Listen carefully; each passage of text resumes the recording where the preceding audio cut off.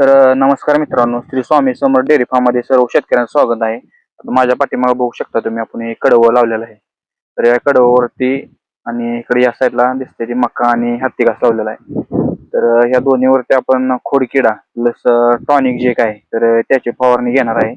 तर या व्हिडिओमध्ये आपण फवारणीमध्ये कोणकोणते औषध वापरणार आहे, त्याचा डोस किती तुम्हाला घ्यायचा आहे आणि एका पंपासाठी तुम्हाला किती वापरायचा आहे, तर त्याच्या व्हिडिओमध्ये सांगणार आहे. त्यापूर्वी जे कोणी शेतकरी आपल्या चॅनलवरती नवीन आहेत तर त्यांना विनंती आहे की आपल्या चॅनलला सबस्क्राईब करा आणि आपल्या शेतकरी मित्रांना शेअर करा.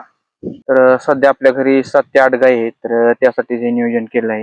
इकडं थोडं या साईडला बघू शकताय, पाठीमागे एक 6 गुंठ कडवळ केलेलं आहे आणि 6 गुंठ हत्ती घास आणि थोडाफार मका लावलेला आहे आपण. तर त्याच्यावरतीच आज फवारणी घेणार आहे आपण.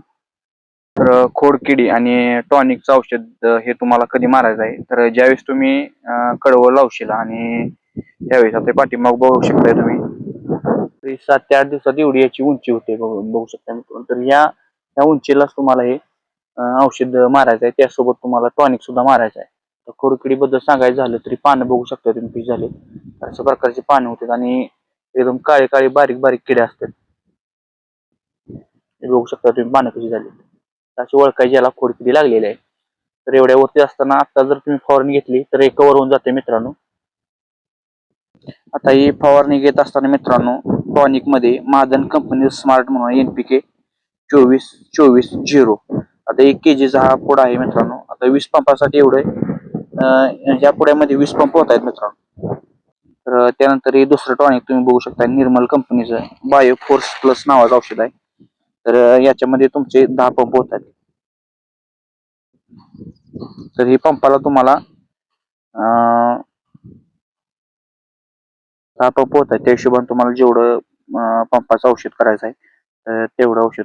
तर त्यानंतर खोडकिडीसाठी आपण रुद्रा कंपनीचं इमामेक्टिन बेन्झोएट 5% तर हे आपण घेतलेलं आहे. तर याच्यामध्ये बी 10 पंप होत आहेत मित्रांनो. 100 ग्रॅमचा हे डबा आहे.